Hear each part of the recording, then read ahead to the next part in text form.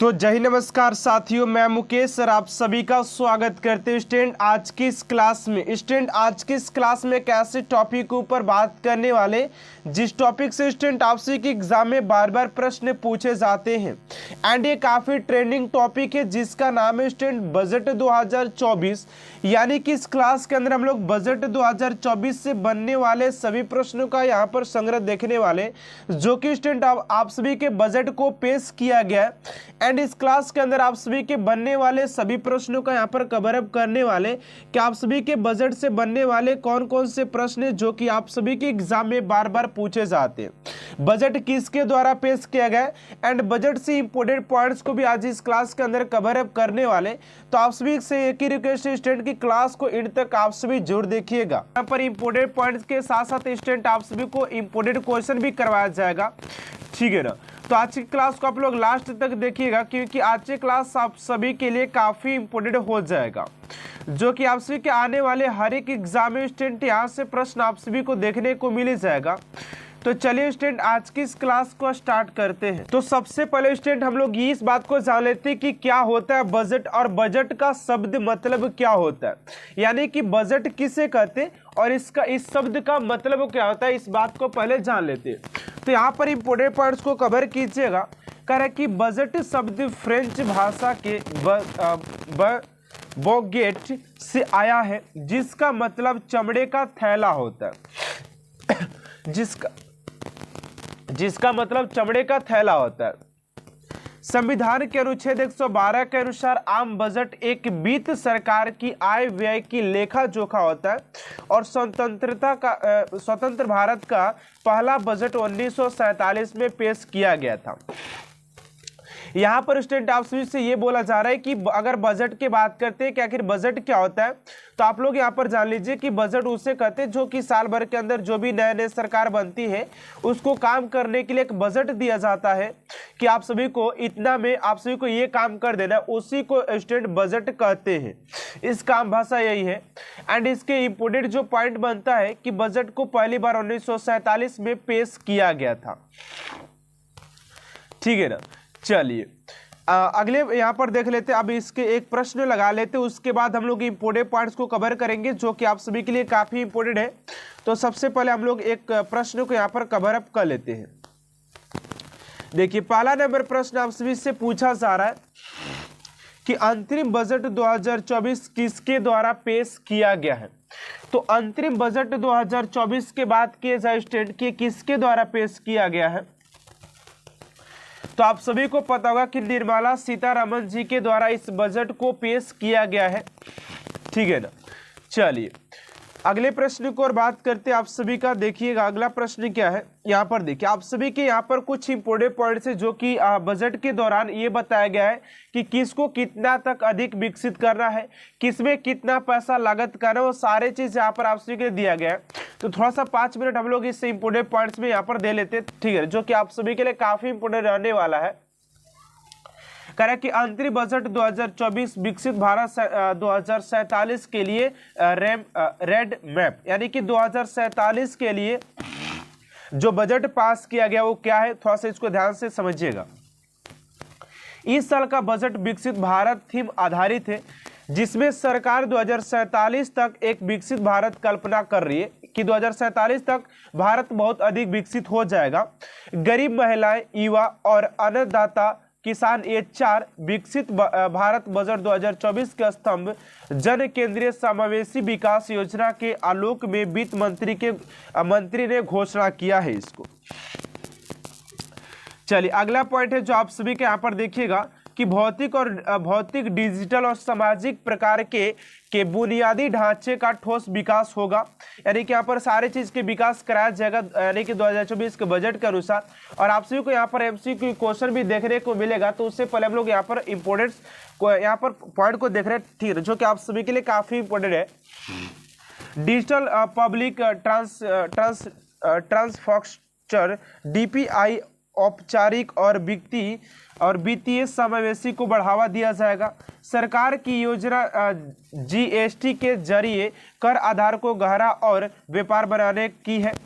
मजबूत वित्तीय क्षेत्र ने बचत ऋण और निवेश को पटरी पर ला दिया।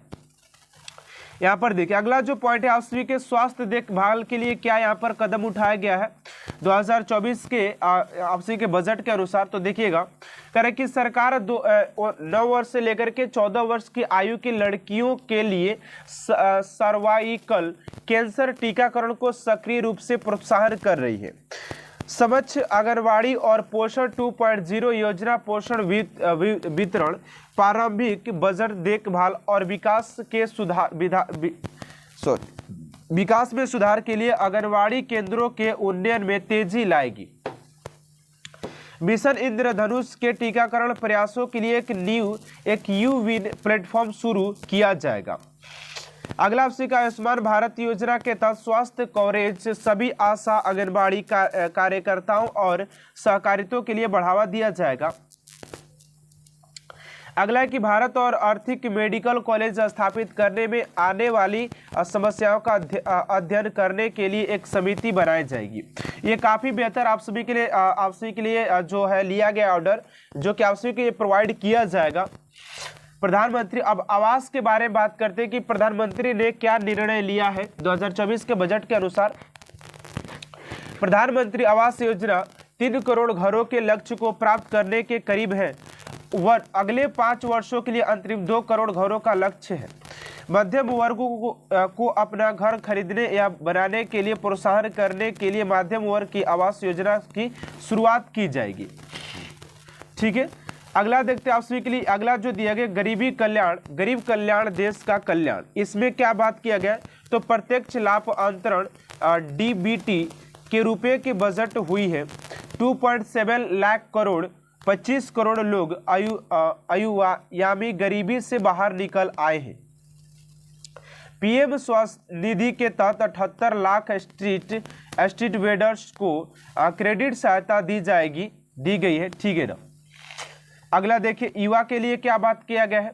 युवाओं को सशक्त बनाना, यानी कि यहाँ पर क्या क्या निर्णय लिया गया है।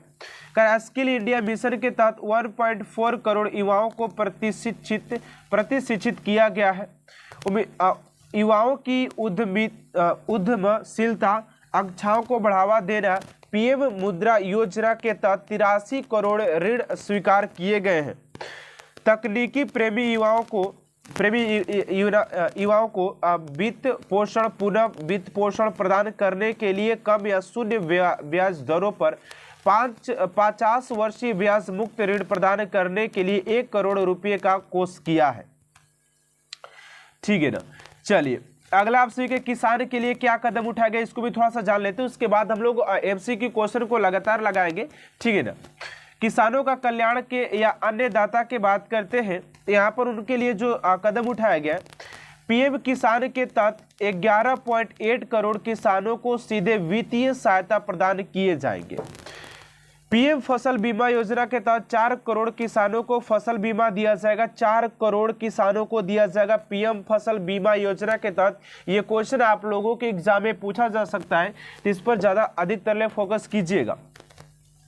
अगला है कि ई नाम के तहत 1361 मंडियों का एकीकरण हुआ है, जिसमें 3 लाख करोड़ रुपए के व्यापार की मात्रा को समर्थन मिला है। चलिए अगला जो आप सभी का देखिएगा कि महात्मा गांधी राष्ट्रीय ग्राम रोजगार गारंटी योजना को कितना रुपया दिया गया, तो 86,000 करोड़ रुपया। उसके बाद आयुष्मान भारत PMJAY के लिए 7500 करोड़ रुपया। अगला है कि उत्पादन से जुड़ी प्रोत्साहन के लिए 62,200 करोड़ रुपया। उसके बाद सेमीकंडक्टर और डिस्प्ले विनिर्माण परिस्थिति की तंत्र के विकास के लिए संशोधन कार्यक्रम आपसी के 6,903 करोड़ रुपया। सौर ऊर्जा के लिए 8500 करोड़ रुपया। राष्ट्रीय हरित हाइड्रोजन मिशन के लिए 600 करोड़ रुपया दिया गया आप सभी के। चलिए अब बात कर लेते हैं आप सभी के बजट से जुड़े कुछ ऐसे इंपोर्टेंट प्रश्न जो कि आप सभी के बार बार एग्जाम में पूछे जाते हैं। तो दूसरा है कि बजट शब्द का अर्थ क्या होता है। तो बजट शब्द के अगर अर्थ के बात करते हैं स्टेट, तो आप सभी का हो जाता है आप सभी चमड़े का थैला हो जाता है, ऑप्शन नंबर सी। अगला ये आप सभी का 3 नंबर प्रश्न है कि भारतीय बजट व्यवस्था का जनक किसे कहा जाता है। तो भारतीय बजट व्यवस्था के जनक के बात करें तो आपसी के जेम्स विलियन को कहा जाता है। ऑप्शन नंबर सॉरी भारतीय बजट व्यवस्था का जनक किसे कहा जाता है, तो जेम्स विलियंस को कहा जाता है। अगला प्रश्न आप सभी का यहाँ पर देखिएगा, अगला का जो प्रश्न है आप सभी का यहाँ पर क्या था, ऑप्शन नंबर सी था, ठीक है। अगला प्रश्न है 4 नंबर, ध्यान दीजिएगा कि भारत में पहला बजट ईस्ट इंडिया कंपनी के जेम्स विल्सन ने किस वर्ष पेश किया था। इस क्वेश्चन पर भी स्टार मार के लिख लीजिएगा। राइट आंसर हो जाएगा 4 का ऑप्शन नंबर बी, यानी कि 1860 में। अगला प्रश्न है 5 नंबर के स्वतंत्र भारत का पहला बजट किसने पेश किया था। तो स्वतंत्र भारत के पहले बजट की बात करें तो आप सभी के आर के षणमुखम दी के द्वारा पेश किया गया था। अगला प्रश्न है 6 नंबर की गणतंत्र भारत का पहला बजट किसने पेश किया था। 6 का हो जाएगा ऑप्शन नंबर सी, यानी कि जॉन मथाई के द्वारा इस बजट को पेश किया गया था। तो ऑप्शन नंबर सी आप सभी का राइट आंसर हो जाएगा। 7 नंबर प्रश्न है कि यूनियन बजट पेश करने वाले देश के पहले प्रधानमंत्री कौन थे। तो यूनियन बजट पेश करने वाले देश के पहले प्रधानमंत्री की बात करें तो आप सभी के पंडित जवाहरलाल नेहरू हो जाएंगे। ऑप्शन नंबर डी स्टेट आप सभी का राइट आंसर हो जाएगा। चलिए अगला प्रश्न आप सभी का 18 नंबर की यूनियन बजट पेश करने वाले देश की पहली महिला वित्त मंत्री कौन थी। तो आप सभी के हो जाएगी Indira Gandhi. Option number C आप सभी का राइट आंसर हो जाएगा। अगला प्रश्न आप सभी का 9 नंबर की अब तक सबसे अधिक बजट पेश करने का रिकॉर्ड किसके नाम दर्ज किया गया है। तो 9 का हो जाएगा ऑप्शन नंबर, यानी कि मोरारजी देसाई के नाम किया गया, ऑप्शन नंबर ए। अगला प्रश्न है 10 नंबर की आजाद भारत का पहला पेपरलेस बजट कब पेश किया गया था। यह भी क्वेश्चन काफी इंपोर्टेंट है आप सभी के लिए। ऑप्शन नंबर सी, यानी कि 1921। अगला प्रश्न आप सभी का 11 नंबर की अब तक संसद में कितने बार पेपरलेस बजट को पेश किया गया। तो इस क्वेश्चन का राइट आंसर क्या होगा स्टूडेंट, आप सभी कमेंट बॉक्स में देना है। एंड देखते हैं कितने स्टूडेंट इस क्वेश्चन का राइट आंसर कमेंट बॉक्स में दे पाते हैं। तो आज के क्लास को यहीं तक एंड करते हैं स्टूडेंट। आप सभी क्लास कैसा लगा कमेंट बॉक्स में जरूर बताइएगा। अगर आप सभी को क्लास अच्छा लगे तो प्लीज चैनल को सब्सक्राइब कर साथ साथ बेल आइकन को प्रेस कर दीजिएगा, ताकि ऐसा मोस्ट इंपोर्टेंट क्लास स्टूडेंट आप तक सबसे जल्द पहुंचते रहे। तो मिलते हैं नेक्स्ट क्लास में। Thanks for watching my class.